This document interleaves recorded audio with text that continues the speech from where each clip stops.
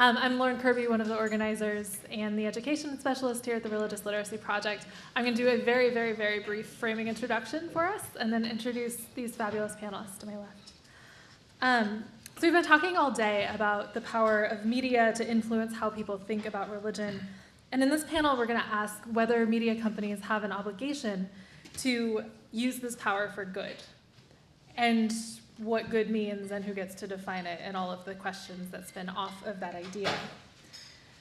CSR, or corporate social responsibility, posits, of course, that companies can do well by doing good.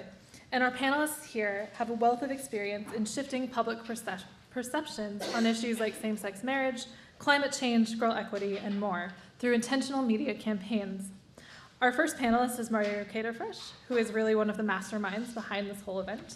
And since he taught me everything I know about CSR, he's going to be introducing all of you to the topic through an overview of how it's worked and his experience with it. Then Ross, Kerida, and Bruno are going to help us better understand how a CSR campaign takes place through a hugely collaborative effort among people both inside the media and working in different organizations outside. So they'll walk us through sort of step by step of what that looks like. So without further ado, please welcome Mario.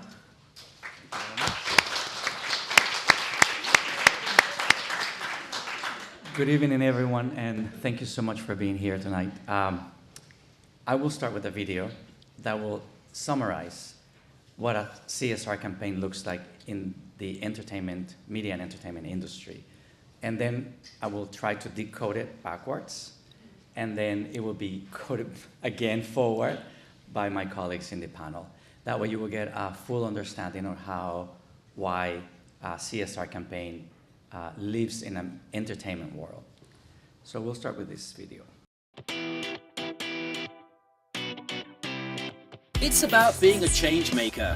The millennial generation values the idea of being a hero, someone who takes a stand, does the unexpected, and comes out on top. 86% of millennials, surveyed through Viacom's global study, The Next Normal, are looking for meaning through doing something meaningful with my life. 67% agree that helping make the world a better place and doing things for others is very important to me.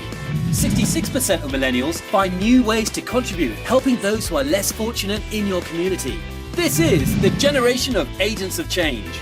MTV Agents of Change launched in 2006 as a 360-degree campaign that empowers millennials to do good. This year, Agents of Change reached 75 million TV households in 25+ countries. Through 15 campaigns, 74 hours of content valued at over $30 million for our partners' brands, in addition to 9 million Facebook likes and 3 million Twitter followers. But the exposure doesn't end there. MTV extends their message to the decision makers, providing access to over 10 industry conferences around the world. Since 2006, Agents of Change has empowered over 500 millennials through seed funding and valuable tools to impact their communities. Agents of Change has also established a strong network of international celebrities, with over 40 celebs awarded with the MTV Chiuku Award, recognizing influencers of positive change across multiple issues that affect youth. And how do we stay on the pulse of their issues? It starts with the research. Agents of Change has surveyed over 10,000 millennials to identify the issues that inspire the campaign and Latin America communities. Join the movement now. Become an agent of change. So for 15 years, I worked at Viacom, and then I left and I'm here.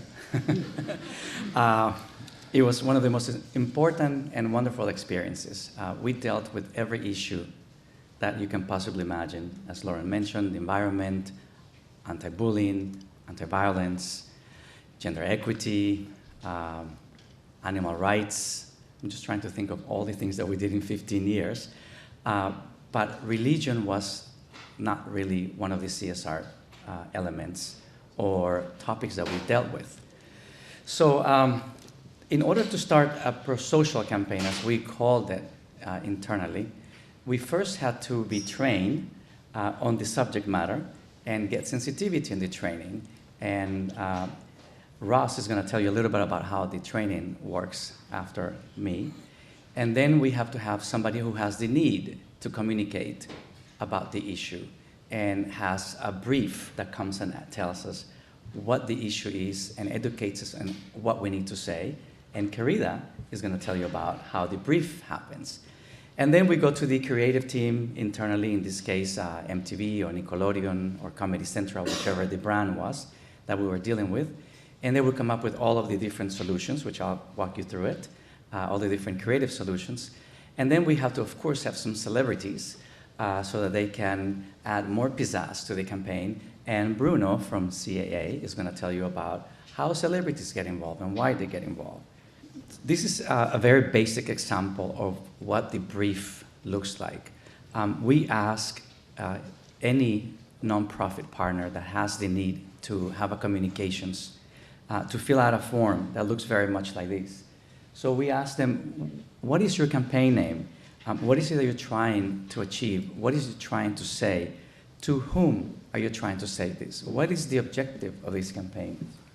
And then we ask them to educate us as much as they can, all of the research that they've done, so that we can go to our company and correlate it to the research that we've done on the different demographics of the different brands or channels that the company has, so that we know which will be the best outlet, whether it's going to be Nickelodeon if it's for children, or MTV if it's for young adults and youth, or is it Comedy Central or VH1 or Paramount for adults or families. So that way you start determining where this message is going to be going to.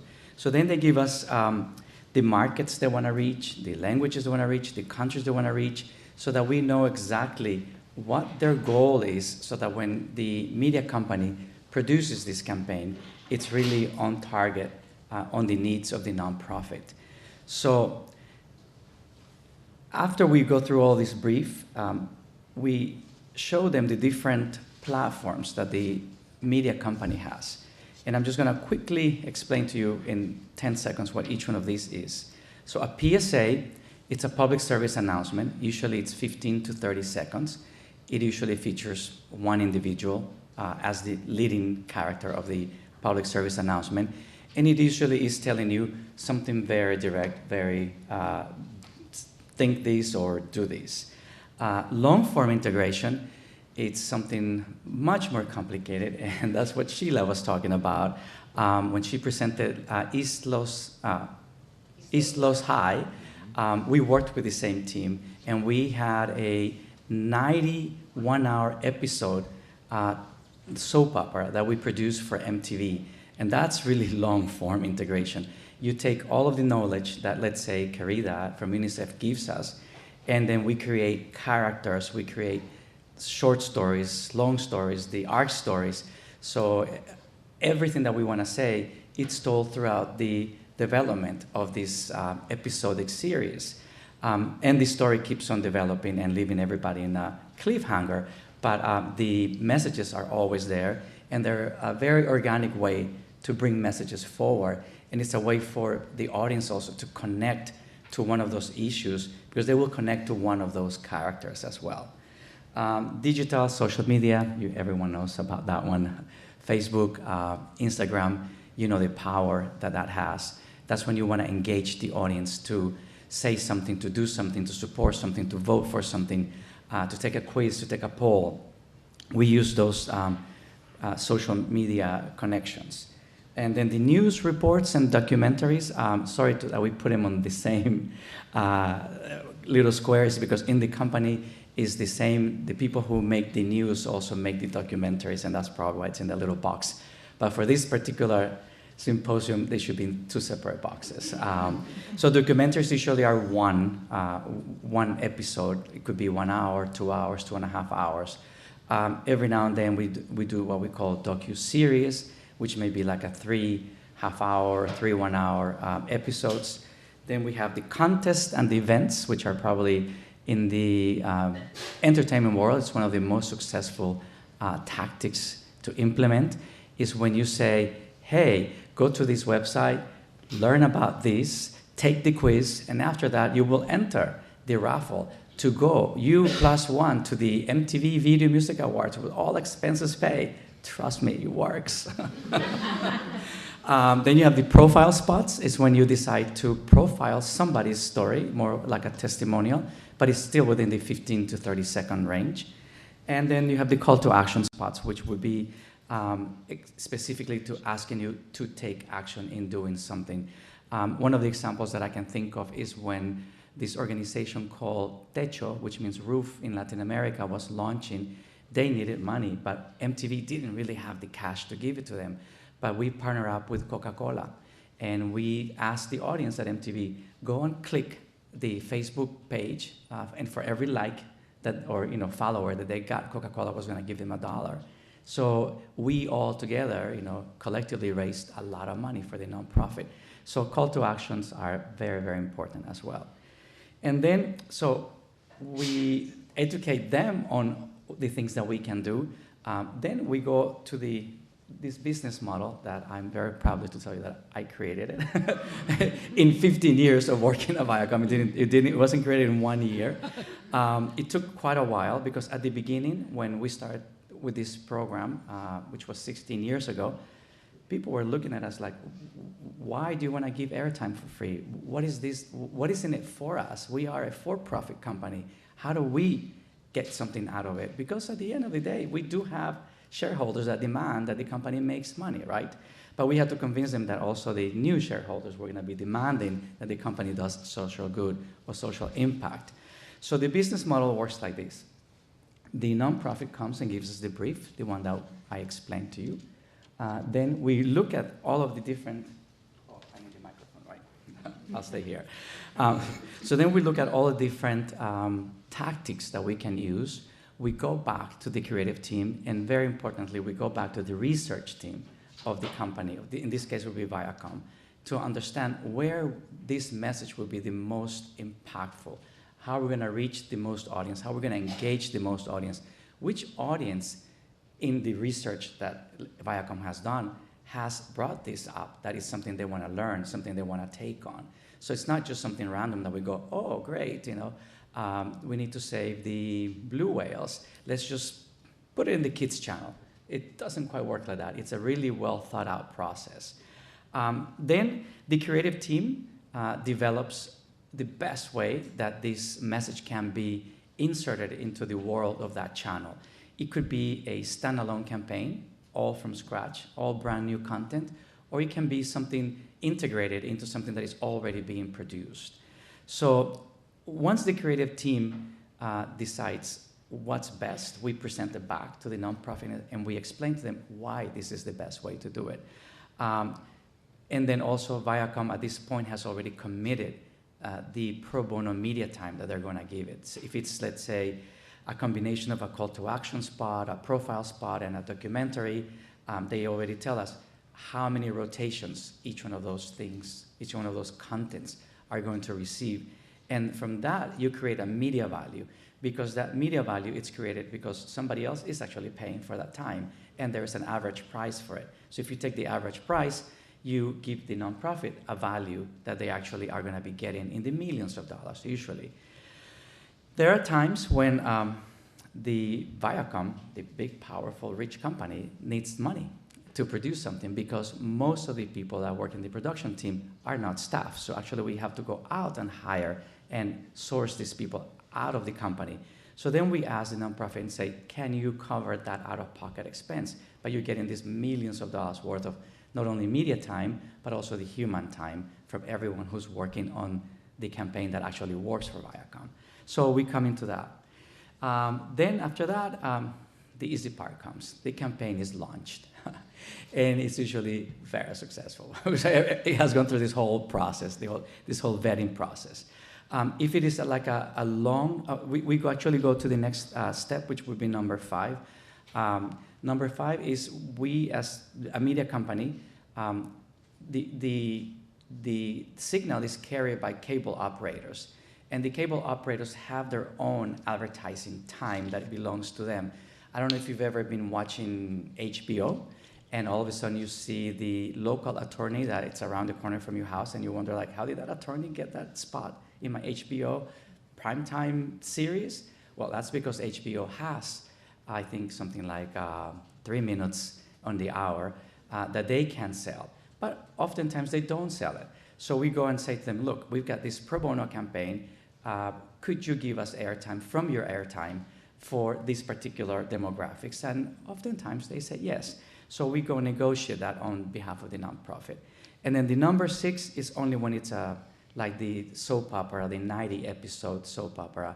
In that case, the soap opera premieres on MTV. After it premieres on MTV, MTV goes out and sells it to other channels in the industry trade shows.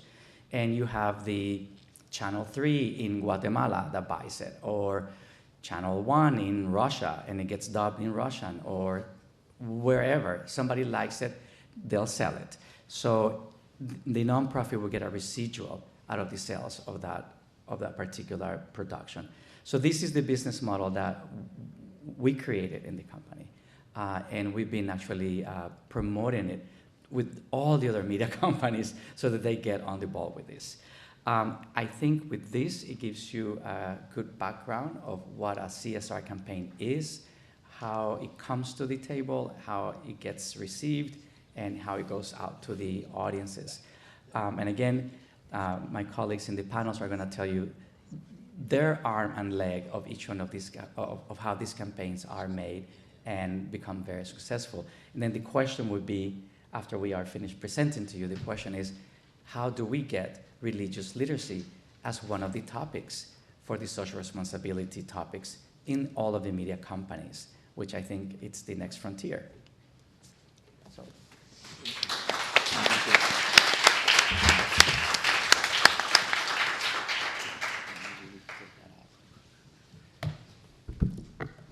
I work for a media organization, and I have no PowerPoint and no clips whatsoever. I only have the sheer power of my personal storytelling to drive you on this.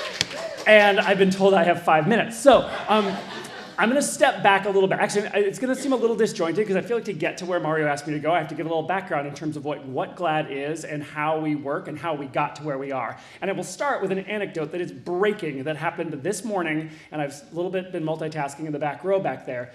There's a film called Rafiki that was made in Kenya that was banned by the Kenyan government. This is a very good film. It has played at Cannes, it played at the Toronto Film Festival. My colleague saw it, was so impressed. Yesterday, as I landed and got to the hotel here, I was on a phone call with one of the producers say, what can we do? Because it's been banned means that the Film Commission in Kenya cannot consider it to submit to the Oscars.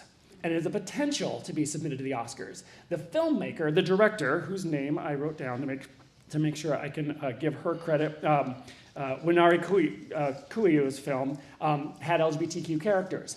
Kenya is one of those countries where being LGBTQ is illegal. And so her depiction in this film makes the film itself illegal now to be played. She sued. This morning she won, which means this film can play for 7 consecutive days, making it eligible for Oscars consideration, of which the deadline is October 2nd.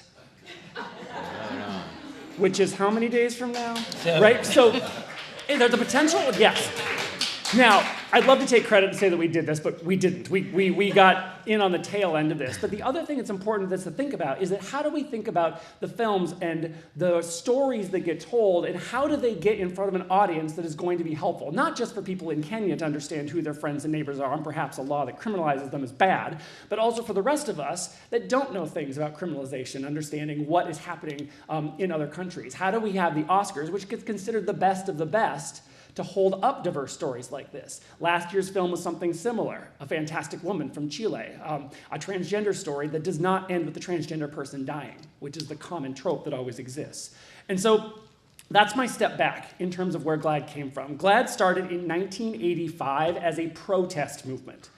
It happened in New York City, specifically protesting the coverage of people living with HIV and AIDS. And at that time, not much was known about it. In 1985, the New York Post did horrible, horrible defamatory coverage.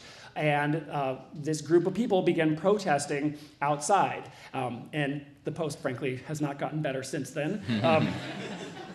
And And at the same time, there was a group in Hollywood that was working on inclusion and representation. But recognizing that GLAAD's always been this watchdog, our original acronym of GLAAD was the Gay and Lesbian Alliance Against Defamation.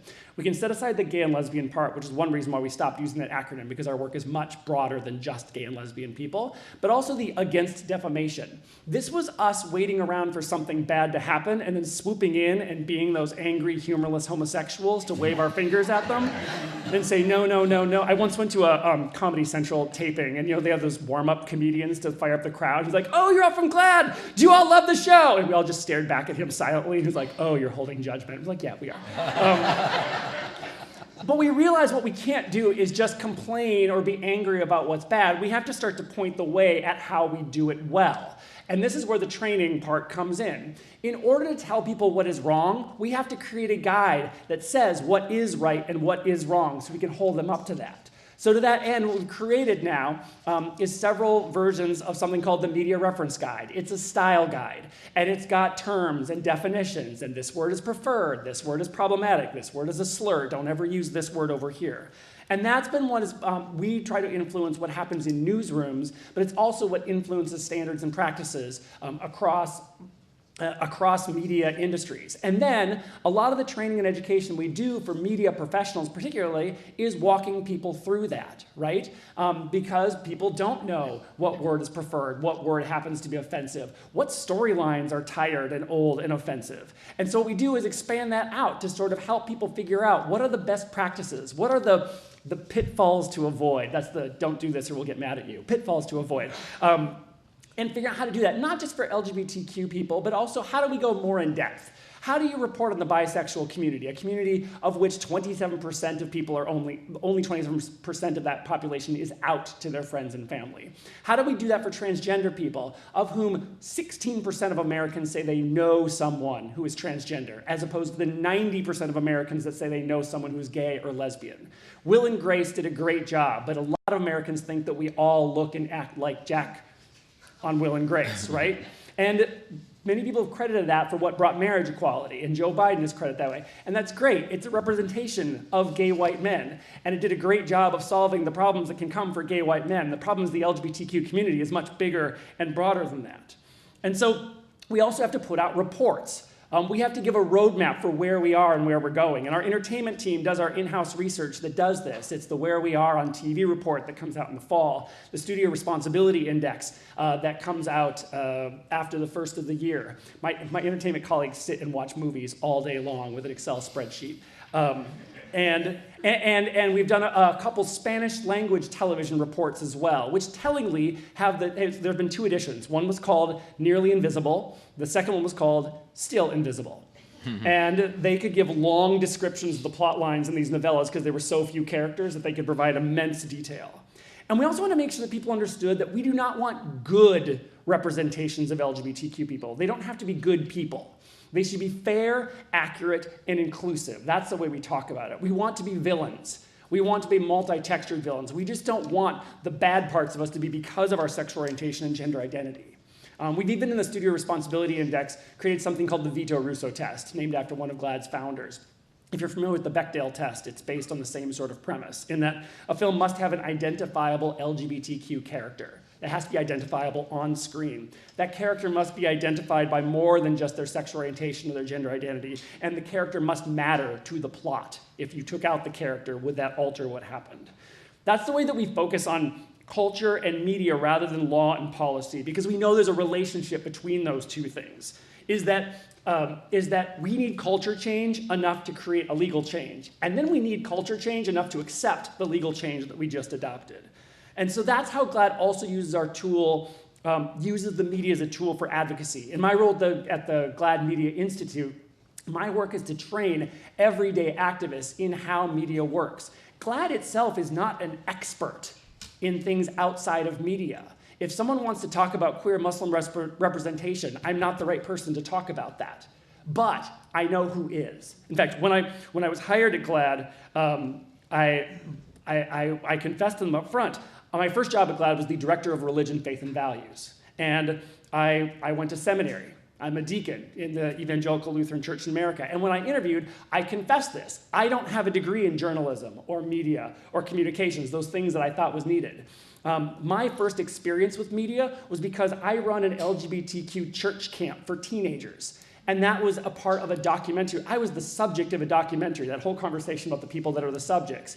And how do we run a camp with people shoving cameras in your faces all the time? And then later on a television show of Our America with Lisa Ling that showed our camp, but showed it in the context of ex-gay programs, conversion therapy, which is actually how I got the job at GLAD. GLAD did not like there was a whole show dedicated to conversion therapy, despite our camp being something else, something more affirming. And so sharing that up front.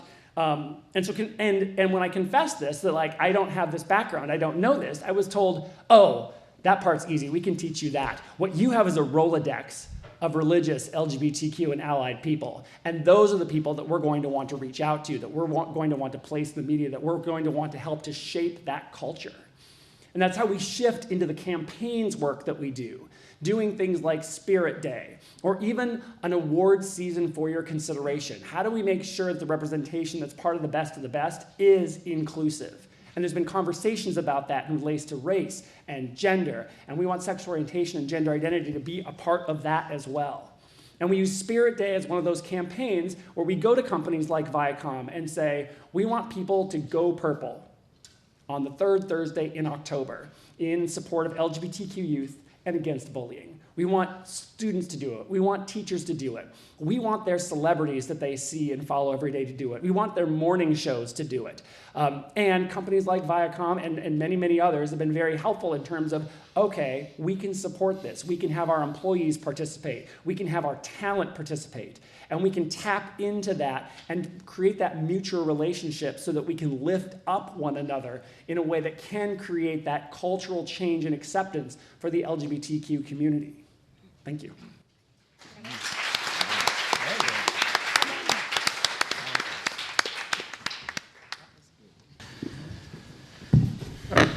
Colleagues, it's a hard time to speak about what I've been asked to speak about, second to last speaker, but I'm going to do my best.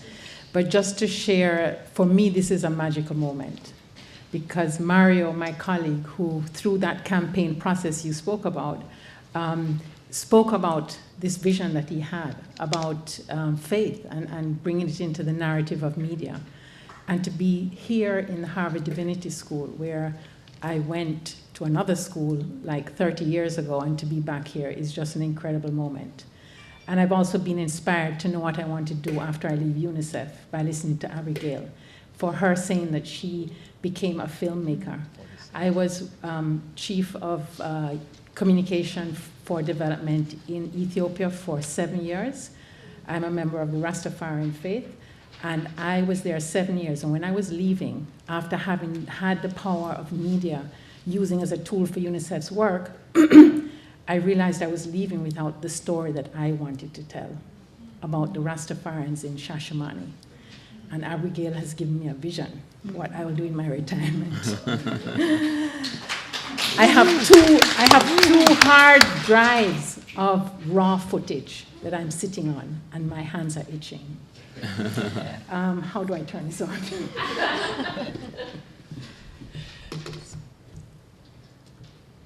And I wanted to mention that another reason why we're here is that we have initiated a new initiative through the Communication for Development section on faith for social and behavior change. It's the first time when you talk about that there's not a lot of discussion in media about religion.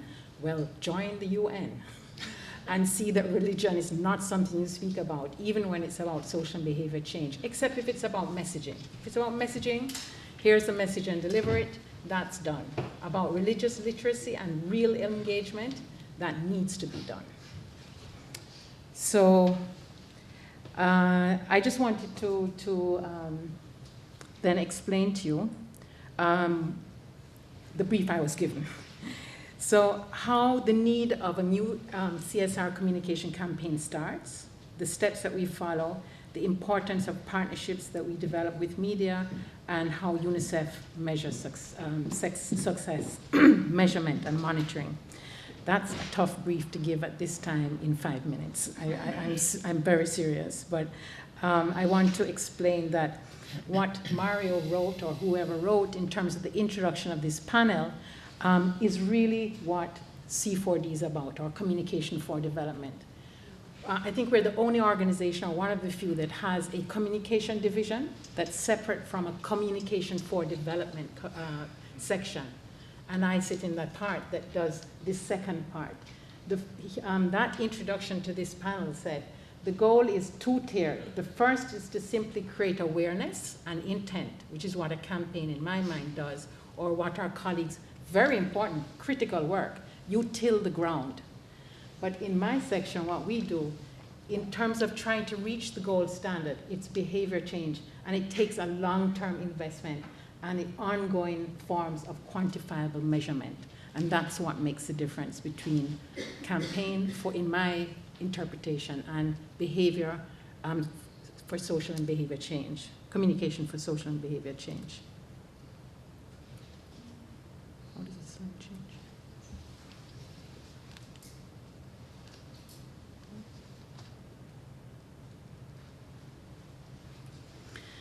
So I won't read the definition. You can have the slides. I'm assuming they'll be distributed. But I just wanted to explain the back end of what happens in UNICEF. So we have programs on protection, nutrition, health, water and sanitation. And this person with their head spinning around is myself and my colleagues, who are under a lot of demand by different programs that need social and behavior change to achieve the results for children.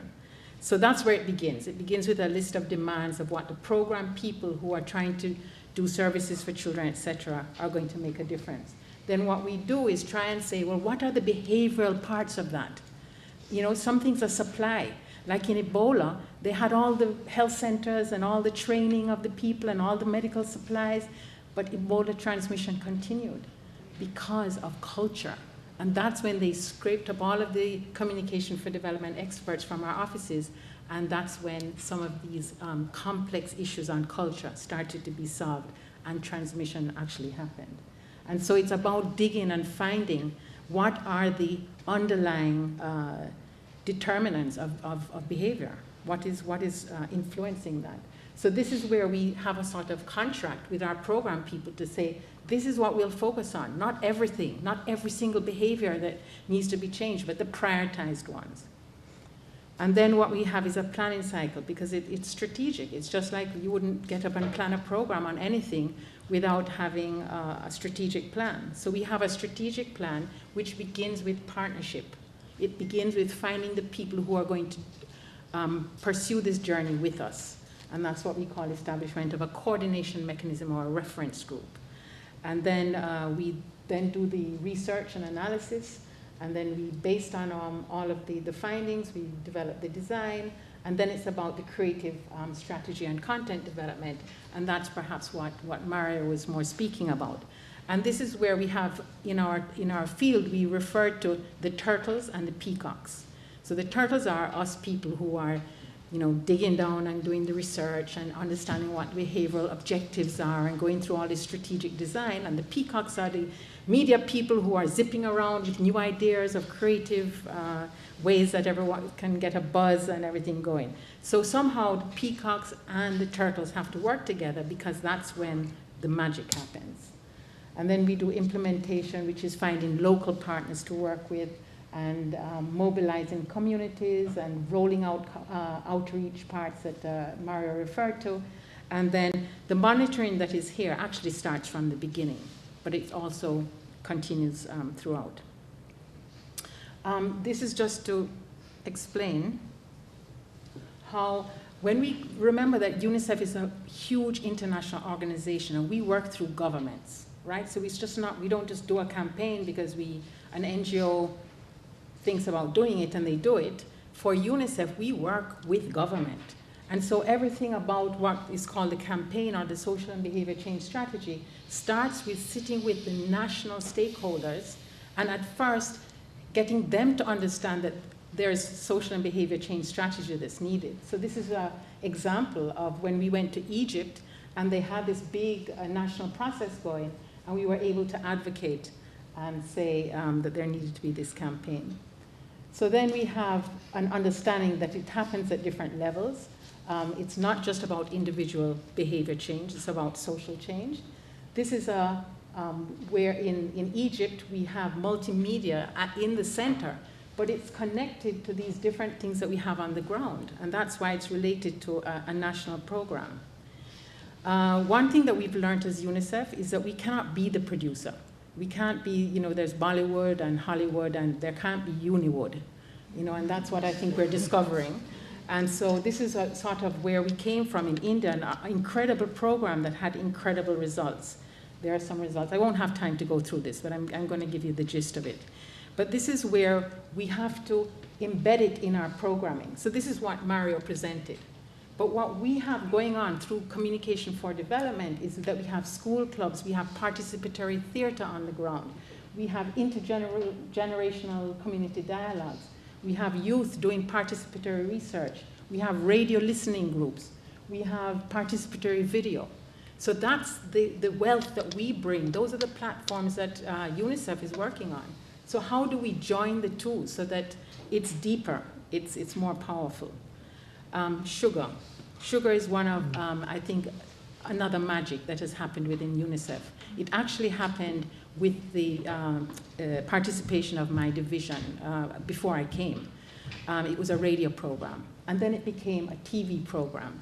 And this, for me, is getting away from the Uniwood model.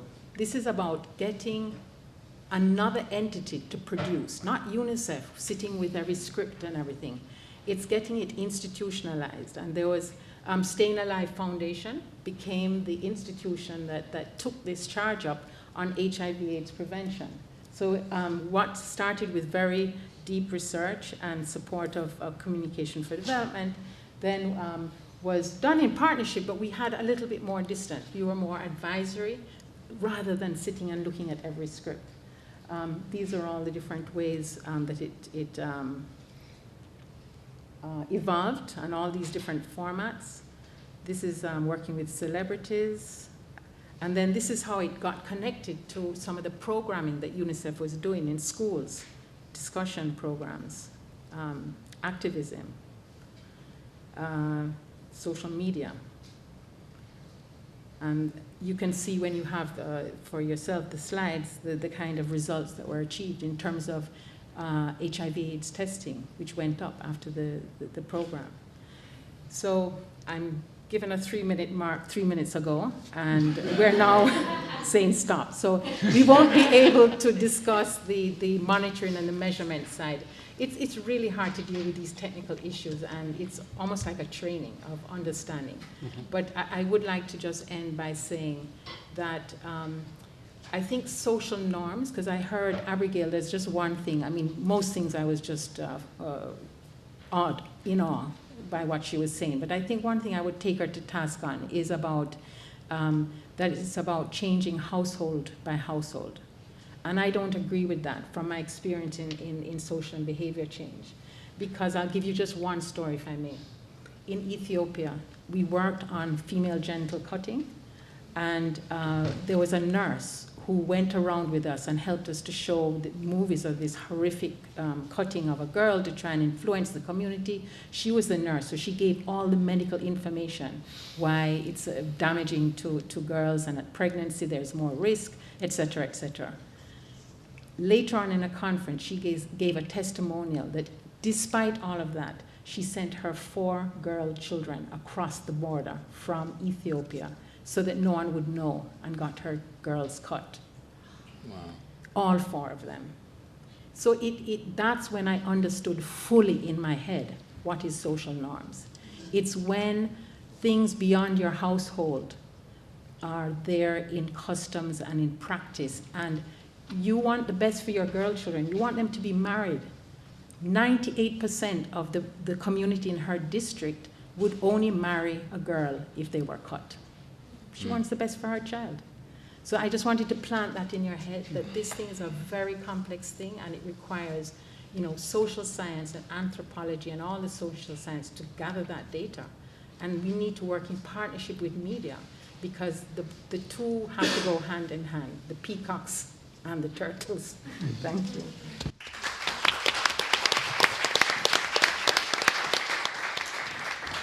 I'd never heard that term before. I'm going to start using it. Turtles and peacocks. I guess I'm probably a turtle. Thank you, HDS, and thank you, Mario. It's truly an honor to be here. The role of celebrity and their impact in a CSR campaign. If you think of the entertainment industry as a wheel, talent is the hub, and the spokes emanate from every direction. We represent at our agency over 700 artists, actors, celebrities, directors, producers, writers, sports players, in every single area of entertainment now. As you know, sports is entertainment as well.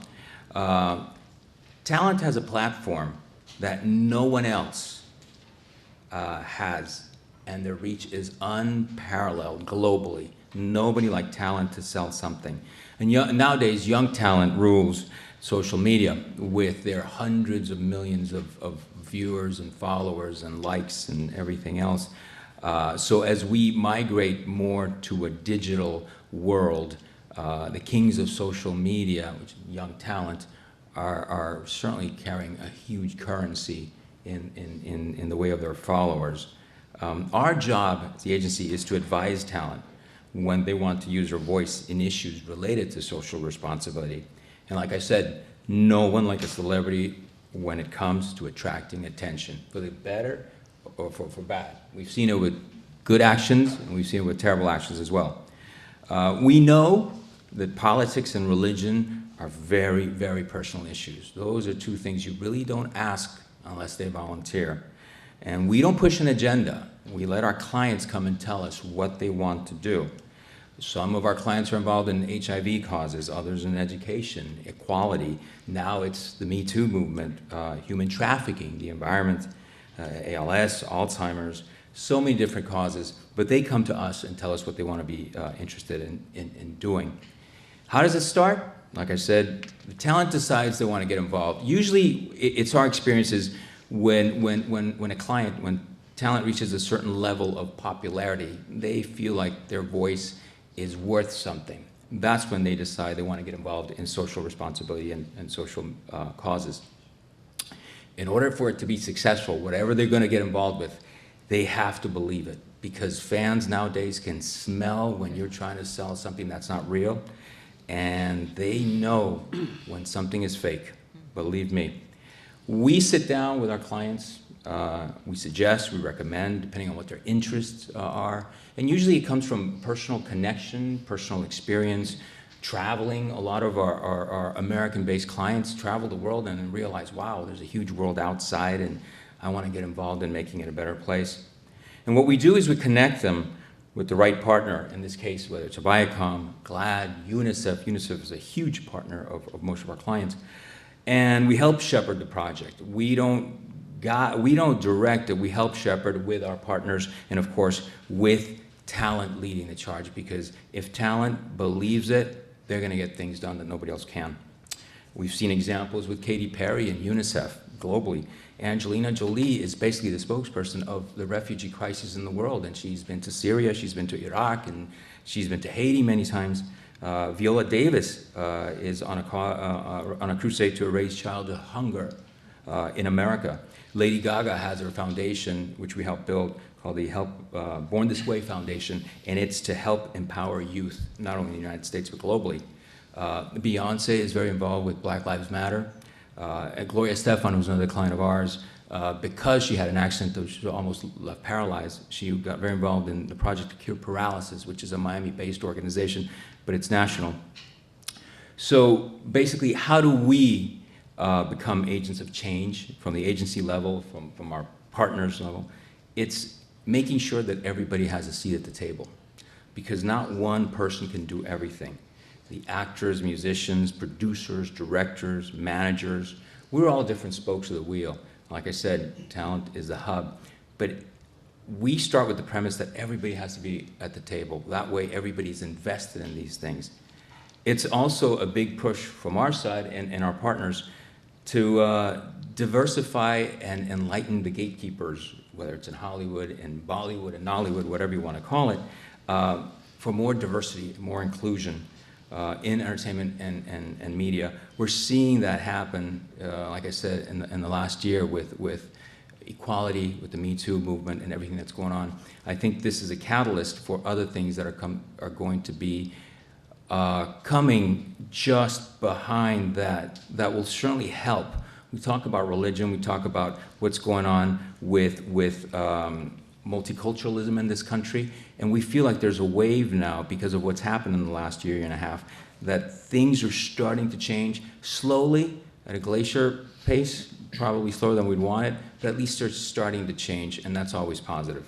So with that, I'll leave you, and I guess Mario will take it away, and we can answer any questions. Thank you.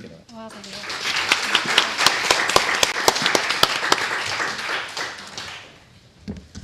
All right. Can you guys hear me? Yes. All right.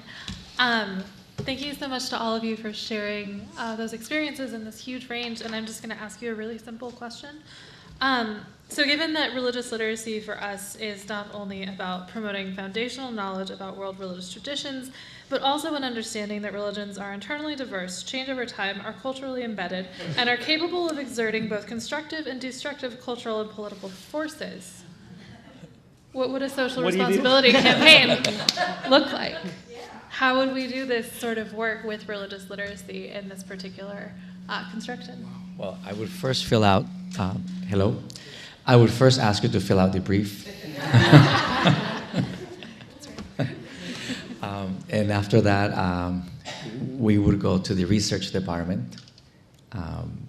We would then tap into the creative team and come back to you and say, hey, these are the ways that we could do this for the different demographics, like, family, Paramount, adults, Comedy Central, young adults, youth, MTV, and kids and children, Nickelodeon. It's doable. Yeah. I think, and I think there's some opportunity here, and a lot of that comes out of personal narrative. This is what can address like that list of things you said that I cannot repeat, but that it is the fact that all of our experiences with our individual faith or our religion are going to be kind of specific to us, right? And when I do this training for activists of faith, what's funny is I hate the word of faith because that's this generic catch-all sort of thing. What I tell people is you need to be very specific about what your religion is, what your strand of religion is, what you believe, and imbue what you say with that language that matches it, right? I'm Lutheran, and there are Lutheran words that make sense in a certain way to Lutherans that they wouldn't make to others, similar with Catholics. And this has happened in the public. Now, it's been on the negative side, but the ones that I've noticed have been two big celebrity figures, Anne Hathaway and Ariana Grande, are two people that have very publicly left their Catholic faith specifically because of the way their gay brothers were treated. Both of them have a gay brother. Both of them saw like what a priest said or what happened and made sort of a public departure. That creates a narrative, right? It also claimed for them, for both of those two women, this is the faith that I was brought up in, this is a part of my identity, and this is why I can't be a part of it anymore.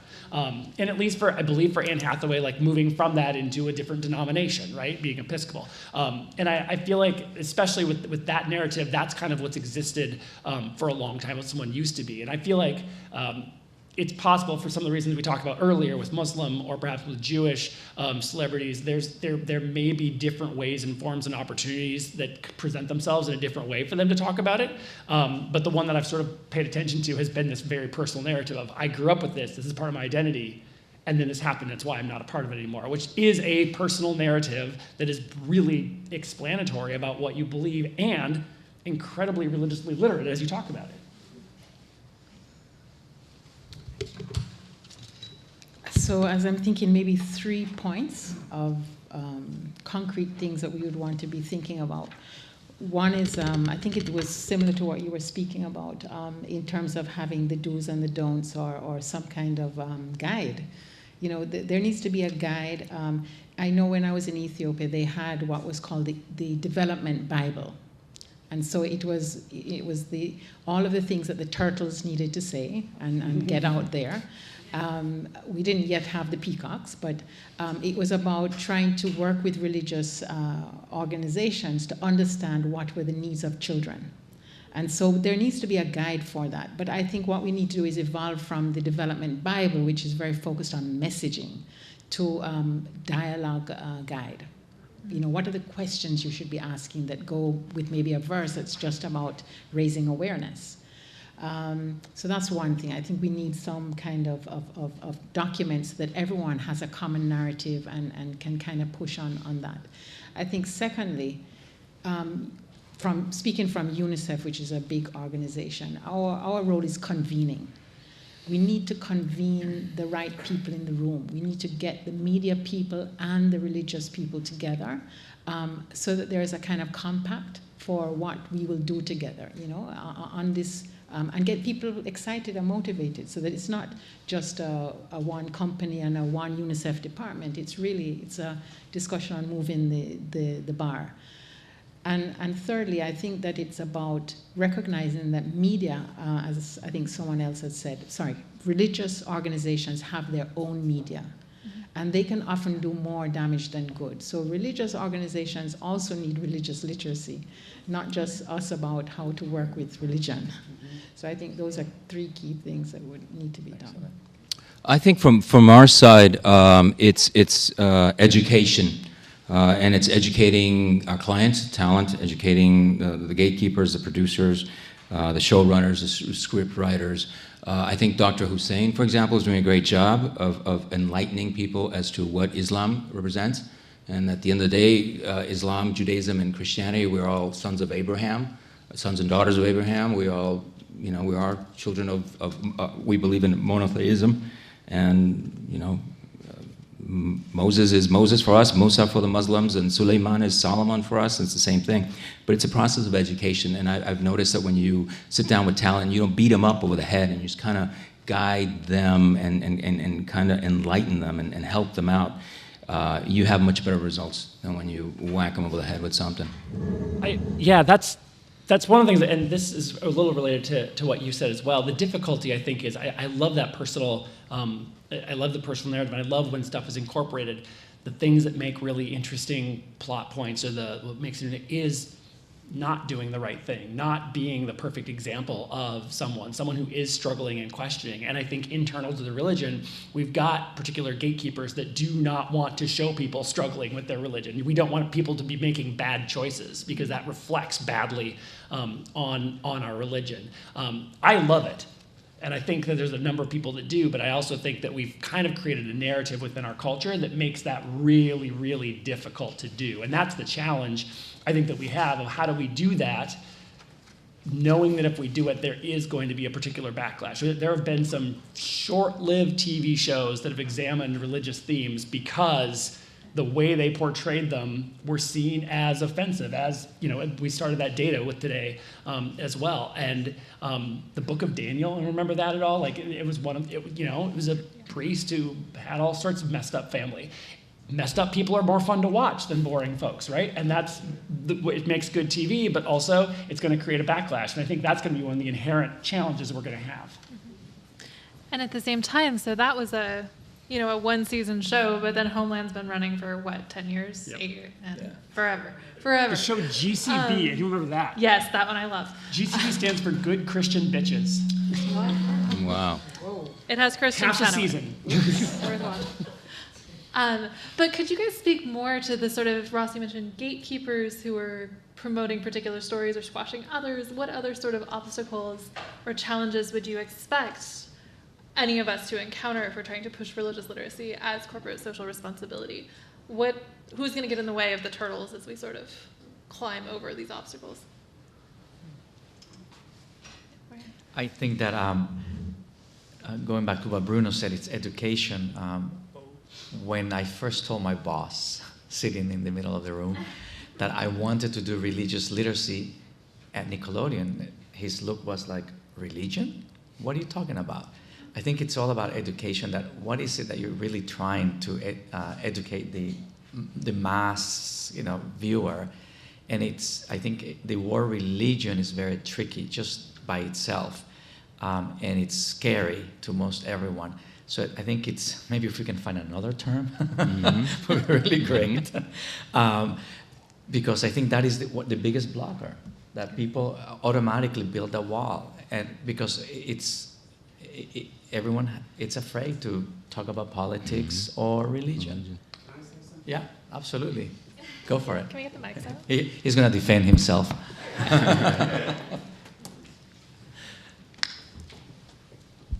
I mean, I was like, there's no way in hell we're ever going to do that. And now here I am. But I think what you're all saying the same thing, but I think bring it back to like, what's your message? You're essentially marketing something. You're marketing a campaign. So that list you gave was, I mean, no one can even remember the question. It was huge. So look at the question, prioritize what's most important. Where can you win? Where can you make the most impact? Because that's your sort of first step in. Achieve that goal. Be very clear. Be very creative. Tick, tick, tick, tick, tick. Then move on to the next thing. I think that will get you what you want. You're never going to satisfy everyone, especially at the first go. So decide what you can do, where you can win, and move from there. We've got Lucia and then Judy both have questions.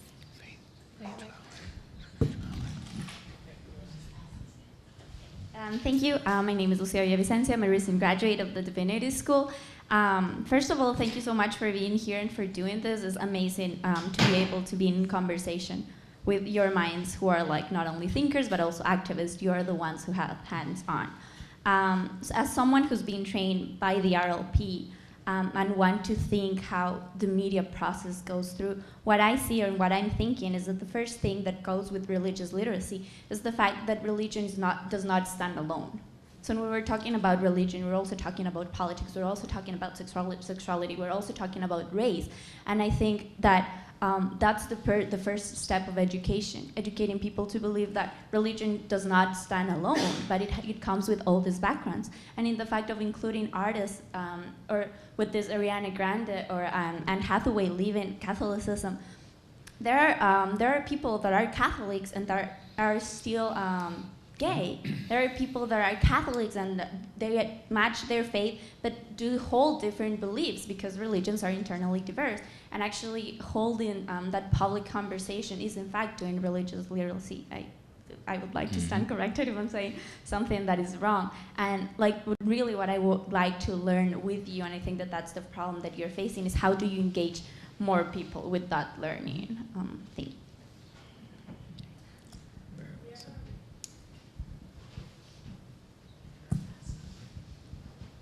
Thank you. First of all, thank you for your really excellent comments. When I think about religious literacy, and I will own the fact that I am the author of that wretched list. But that list is not what I would want to suggest for any kind of media campaign. That list is a set of tools for us who are thinking about like what kind of questions do we need to ask. So I would say for me, when I think about like what's the message, and Mark, I'm so glad you kind of raised that question. For me, it's more, what are the consequences when we don't know religion? Like, how do we tell stories about the significant consequences of what we would call religious illiteracy yield? And that, I think, is an entry point, because then it matters. It's like, it's not an abstract idea. It has consequences. So I don't mean to imply we have to come at it negatively, although that might be at one dimension, but that's what so for me it's more, why should we care? That seems to be the question. I'm glad you brought that up, and I'm glad you brought up your question too, and I don't want to dominate the panel, but I think it's true. People of faith, and I'm using that generic term, are very LGBTQ accepting and inclusive. It is often the leadership or a structure that often creates those barriers. So I didn't put this in my speech, but one of the early studies that I helped to commission when I was at GLAD was looking at news, mainstream news media, and what religious people get interviewed to talk about LGBTQ issues. 3 out of 4 of them come from traditions that are either have policies or culture that are anti-LGBTQ. So it's a lot of Catholic and evangelical. The paradox is that Catholic people are one of the most accepting Christian denominations. But in the news, you don't interview the Catholic person. You interview the archbishop. You interview the cardinal. You interview the leader whose job and title it is to kind of pull that party line, which is very different than what I call the everyday pew-sitting person. I think with fiction, with television and film, there's an opportunity to tell and do some of those more nuanced stories. It also means there has to be this religious literacy education on the place of the producers and the directors to know how to get past that and not just play into the stereotype that they're seeing. Because, again, there's a group of people that are trying to reinforce that same stereotype. And I think that's some of the internal struggle that's always going to happen intra-denominationally, intra-religiously. And then what does that look like to the outside? And I think the LGBTQ issue shows that sort of stark contrast of leadership being in one place and real people being somewhere else. Can I just, I think I would be remiss coming here representing UNICEF without bringing a child lens or issues on children into this. And I went to Boston University and my bachelor's is in early childhood development. And one thing we know is that identity formation is really early. And that's like from 3 and 4. So to me, I think we have to think of a age disaggregated strategy when we're talking about this religious literacy thing. I mean, you kind of have it in that you started on education, right? But I think it's beyond curriculum, because in early childhood, you're not in school, even if not in preschool, because it starts from seeing your daddy and what he does and understanding religion through that and what the mom does. So I just think that, it needs to be nuanced if we're thinking about this really deeply, because then everything is remedial. So if we start from early childhood, then think of maybe the education strategy being that middle band, and then the media sort of taking it into the public space for the adults and the wider community. So I just wanted to sow that seed. Judy's been very good. Oh, okay. Bruno, I think my question is for you, and I'm reflecting back on Abigail's incredible story of the sort of one-on-one engagement with the gentleman from Operation Rescue. I don't remember his name. It was sort of one-on-one, but then fundamentally this huge ripple of a change of consciousness. And I'm thinking about celebrities. I'm thinking about talent. I'm thinking about movie stars many of whom really stand for, the very principles of diversity and toleration, and yet are, participating in this industry where they are part of films that promote bigotry in one way or another, funding films, et cetera. And so I just wonder if you could reflect on her story in the context of the conflict of values that exist within the talent of movie stars. That's a very good question. If you sit down with talent, especially the big celebrities, one-on-one, they're fairly spiritual people. You think about George Clooney, Angelina Jolie, and all the stuff they do. Brad Pitt still spends time in New Orleans helping rebuild New Orleans. George Clooney has donated millions of dollars to Darfur and southern Sudan, and of course Angelina Jolie, we talked about the refugee crises. It's when they become lightning rods and they're forced into a corner and they have to kind of shy away from what they do at the private level. Privately, they're very involved.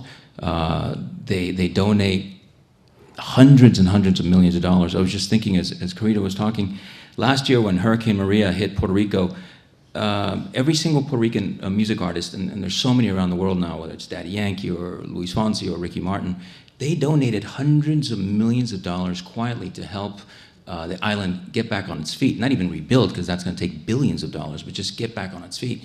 But nobody really covered that, except the bad news when 500,000 bottles of water were left on the runway or whatever it is. That's when, of course, we like to say the media is at fault for everything. But I think, in answer to your question is, when they're doing stuff on their own privately, they're a lot more generous than we give them credit for, a lot more. I think the change in Hollywood has to come from within, and we're starting to see that with what happened to Harvey Weinstein and everybody else, Les Moonves, and Lorraine can tell you better than I can every week who gets knocked down, whether it's Jeff Fager or whoever. I think that's going to happen. It's just a matter of time. At the end of the day, Hollywood's about the money.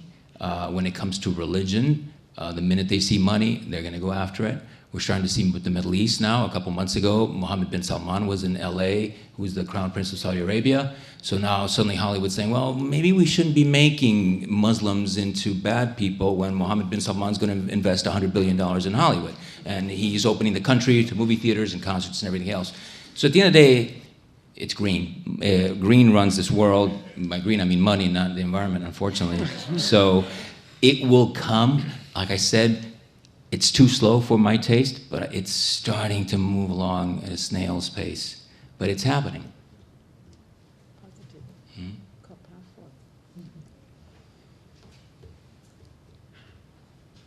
I wanted to respond to you, Kerida, because I think what you said was 100% correct. And it's about messaging and nuance, and I think, to your point, being very literal to a 3-year-old about religion, it's just not relevant, makes no sense, or to a 6-year-old, probably, or to a 10-year-old, or even to a 17-year-old. However, if you talk about love and acceptance and family and community, those are themes which, at the core of, most, I don't really know, but I would assume most religions. Mm-hmm. And that's kind of something which you can build different stories for different people. Absolutely. That's where you focus, as opposed to the particular tenets of religiosity.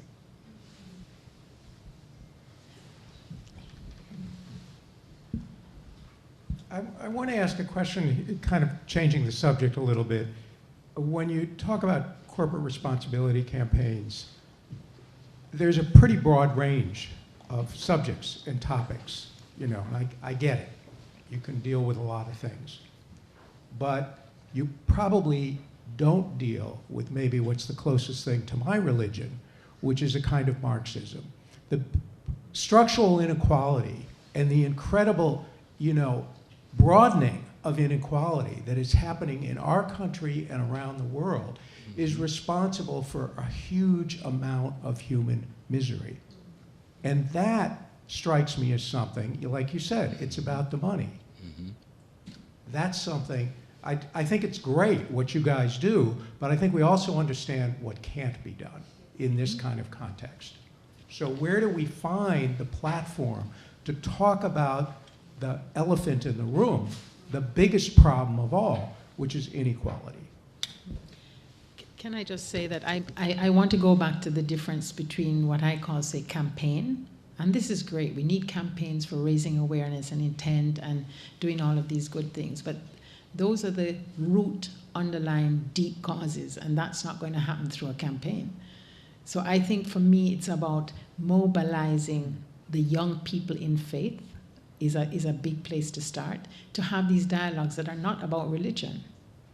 It's about what's making the world unequal, and where is inequality, and engaging in intergenerational dialogue about that, and holding leaders accountable for the things that they said they would do to create more equality.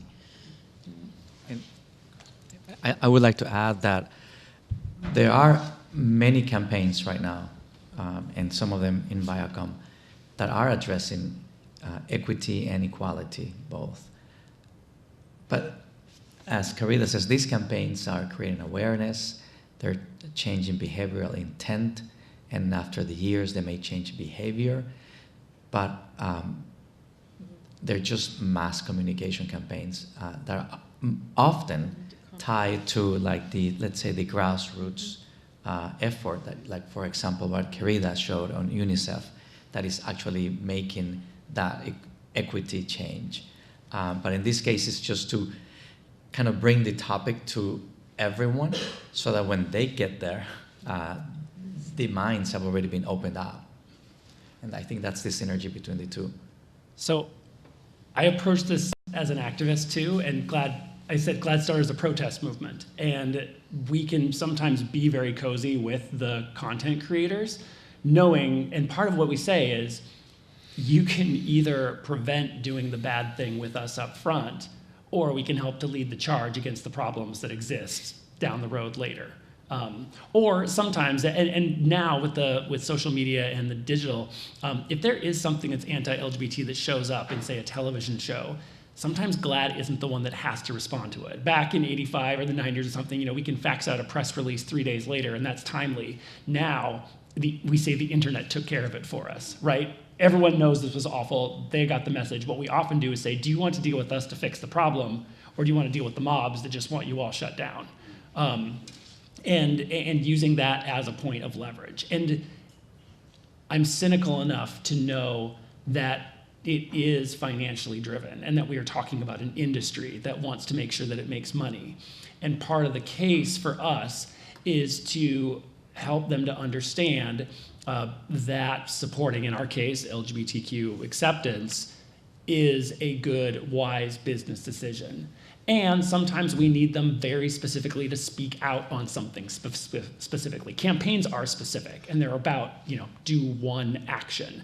And while you're doing that one action, you continue to name and describe a worldview of what the world can and should be like. And this one action doesn't get us there, but it keeps planting that seed about, and this is where my religion stuff comes in, right? What's the end product? What's the kingdom of heaven kind of thing look like? And here's the step that gets us along the way to that. And if a corporation can be helpful to me in doing that, if a television show or a commercial can be helpful in doing that, it's a great tool for me as an advocate. I want to keep that relationship professional, but also a little separate, because sometimes that's not going to be the right tool to use. And sometimes I'm going to need to go around or go through a business to do that. And GLAAD's done that too. Here's a law that's passing in a state. We need you to speak out about this. If you're not going to, we're probably going to start naming and shaming that we asked you to speak out on this and you didn't. And that can be surprisingly effective. And often, once one company does, everyone else wants to follow, right? No one wants to be the first. But once that happens, it's kind of like dominoes falling in terms of okay, we knew it was right, but we were all scared of what the consequences were going to be, and helping to sort of hold the hand through that process. I think just to echo what Kerida said, the youth are really going to change this world. It sounds so utopia, but we've seen it with the MDS, the Marjorie Stoneman Douglas kids.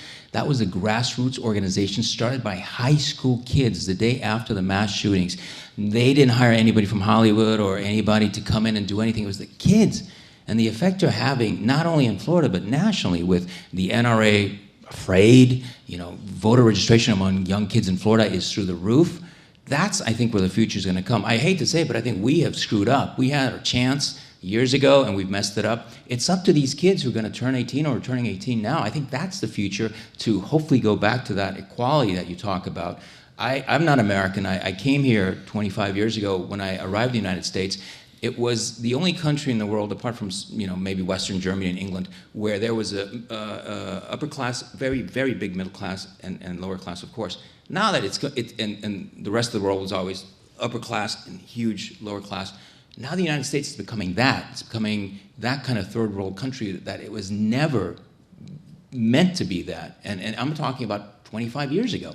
So I'm hoping, and I really have faith that these kids are actually going to change the world. And like I said, it may sound too utopia, but I really have faith in them because they've done so much in 6 months. Sure. I wanted to thank you all for the presentation, just to the points that Bruno and Ross you were making in terms of the content and the talent working with that. I didn't tell the story of God with Morgan Freeman. It comes out of Mr. Freeman, who's not particularly religious. Like, he's talked about this on the show. It's he and Laurie McCreary, his producing partner on Revelations Entertainment, are in Turkey. I think they were shooting on one of the Batman films or something, and he's got a day off, and he goes to Hagia Sophia and gets a tour. And the guide sort of tells him the history of this was a Byzantine church, and then after the conquest it became a mosque. And he points to the ceiling, and there's the mosaics of Jesus and Mary. He says, "Well, wait a minute. You said that this was a mosque." "Yes." "Well, why are Jesus and Mary there?" And the tour guide just says, "Well, Mr. Freeman, Jesus and Mary are important for Muslims." And he just paused and said, and this is Diane's point of religious literacy, I did not know that. Mm-hmm. And then he thought, if I don't know that, if that's as basic as, Mm-hmm. Muslims consider Jews and Mary to be important, maybe I should do something about religion. And then being Morgan Freeman is able to do this kind of thing. So the first season, I think, cost like $8 million, which is a lot of money, except that, you're getting Morgan Freeman for essentially like 3 movies for $8 million. And that's a steal by anyone's sort of stretch. And it goes back to the point of it's the money. I mean, why is National Geographic renewing for a 3rd season? Because it's making money. For them, but it's the talent that can really drive things in sort of interesting ways. When you tell talent that Jesus for the Muslims is Isa, and his father Joseph is Yusuf, his mother is Maryam, and the archangel Jibril, then they realize, wait a second, we're cousins. Why are we arguing? Why are we fighting? The 3 of us are cousins. We're close cousins, not even distant cousins. So it's, once again, education without beating them up over the head with it. Thank you. Thank you. Closing remarks? I think Diane's going to offer some closing remarks, unless you want to give one more question. Well, the closing remarks are simply actually closing appreciations. Before we move into that, can we just give this remarkable panel?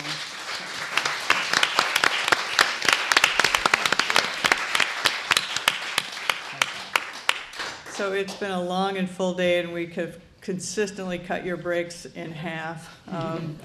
But first, I just want to thank all of you for being with us and all the presenters. Really remarkable set of conversations. We have so much to think about and continue to process together, and look forward to ongoing conversations with all of you. I want to thank you all for all that you've offered to us. We're incredibly grateful. We have to give a serious round of applause to Bridget, please. Yeah.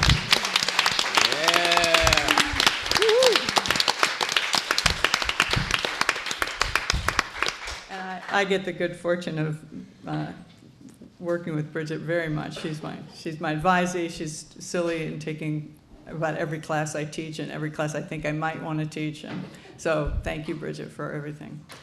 And then finally, I cannot emphasize this enough. Sarabin Levy-Brightman has spent hours and hours and hours on this, creating this experience for all of us. And she has talked with all the presenters in depth. She did, and I'll talk about Lauren in a moment, but along with Lauren, has done massive research.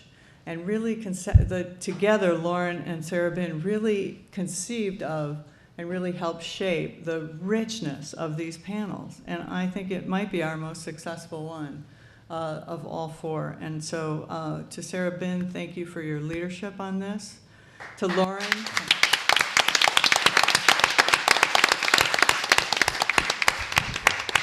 Lauren, you are a leader too, but Lauren also did this amidst taking on a new full-time job with us as education coordinator. So Lauren not only did massive work on this project itself, but has also helped us launch a whole new branch or enhance a branch of our work, and done so with grace and humor and incredible gifts to us intellectually. So thank you, Lauren.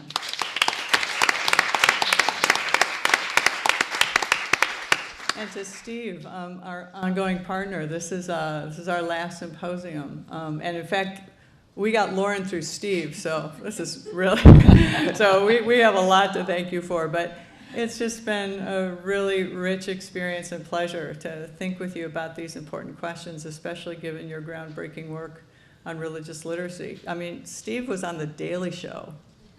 That's really cool. I will never be on The Daily Show. So thank you. And then finally, thank you, Mario, again. When Mario jokes about retiring from Viacom and then coming here, he's kind of not joking. And your energy, your effort, your generosity to help us think about these questions and the work that you've committed to helping us do from here on out is an incredible gift to us, and we're very grateful. So thank you. Yeah.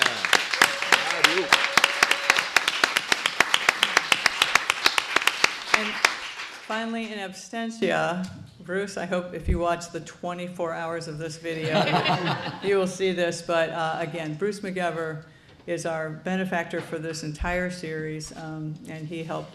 Without his generosity, none of this would happen. And then we now have a foundation that now Arthur Vining Davis has also helped us offer with new grants to continue forward. So thank you, Bruce McGever, in absentia.